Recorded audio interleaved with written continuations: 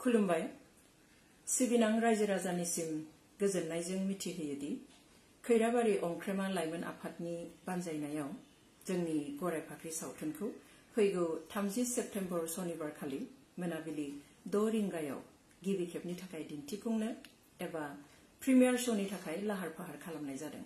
जायगा खैराबारि महिरंग फावथिनासालि। गराय फाख्रि सावथुनाव गंसे गामिनि सुखु दुखुजों रायजो जानाय बर' आइजोफोरनि सावगारिखौ दिन्थिनाय जादों।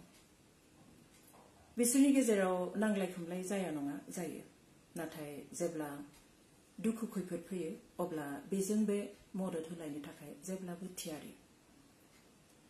बे आइजोफोरा गावसोरनि मोनथाय आरो समाजारि मोनथायनि बागै जेब्लाबो सांग्रां आरो बेफोरखौ जाफुंहोनो थाखाय बिसोरो समाजखौ नेनानै थाया एबा हौवा मानसिनि मदद एबा हेफाजाबनि सायावबो सोनारनानै थाया।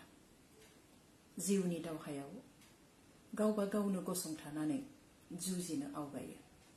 नाथाय बेबादि होननानै गराय फाख्रि सावथुनाव गराय फाख्रि महरै दिन्थिजानाय बे आइजोफ्रा समाज बेरेखा नङा एबा हौवा मानसिनि बेरेखाबो नङा। मानोना बिसोर फोथायो आइजोफ्रा सांग्रां जाब्लासो समाजा गोख्रों जागोन आरो आइजोफोरनि जौगानायासो माहारिनि जौगानाय लाबोनो हागोन।